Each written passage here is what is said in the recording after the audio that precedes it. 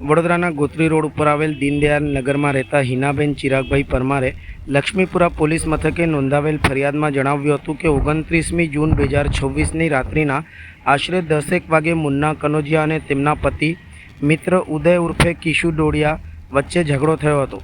ત્યારબાદ ઉદય તેમના ઘરે આવ્યો હતો। રાત્રેના આશરે 11:30 વાગે મુન્ના કનોજિયા, જીગર, રાગિની કનોજિયા અને શોભનાબેન કનોજિયા તેમના ઘરે પહોંચીને બોલાચાલી અને ઝઘડો કરવા લાગ્યા હતા। આ દરમિયાન મુન્નાની ચાંદીની ચેન અંગે પૂછપરછ કરીને ચેન પરત આપવા દબાણ કર્યું હતું। ચેન અંગે કોઈ જાણકારી ન હોવાનું જણાવતા રાગીબેને હિનાબેનને ડાબી આંખની ઉપરના ભાગે મુક્કો માર્યો હતો।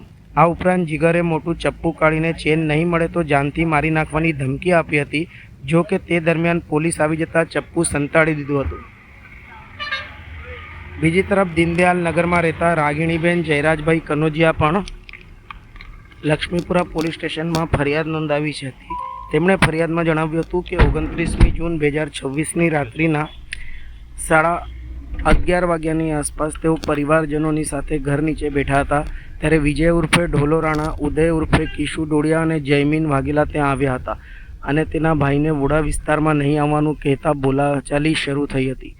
ત્રણેય શખ્સોએ ગાળો આપી ધમકીઓ આપી હતી। આ દરમિયાન જયમીન વાઘેલાએ તેમનો જમણો હાથ પકડી મરોડ્યો હતો, જ્યારે વિજય ઉર્ફે ઢોલો રાણાએ ડાબા ગાલ ઉપર લાફો મારતા તેમના કાનમાં પહેરેલી સોનાની કડી પડી જવા પામી હતી।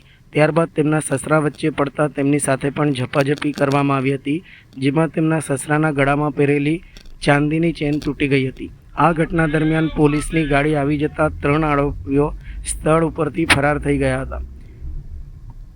આ કેસમાં ઝડપાયેલા આરોપીઓમાં ગુરુપ્રસાદ ઉર્ફે મુન્નો હરિપ્રસાદ કનોજિયા, જીગરભાઈ વિક્રમભાઈ રાઠોડ, ઉદય ઉર્ફે કિશુ અલ્કેશભાઈ ડોડિયા તથા વિજય ઉર્ફે ઢોલિયો સુમાભાઈ રાણા સામે પોલીસે કાયદેસરની કાર્યવાહી હાથ ધરી હતી।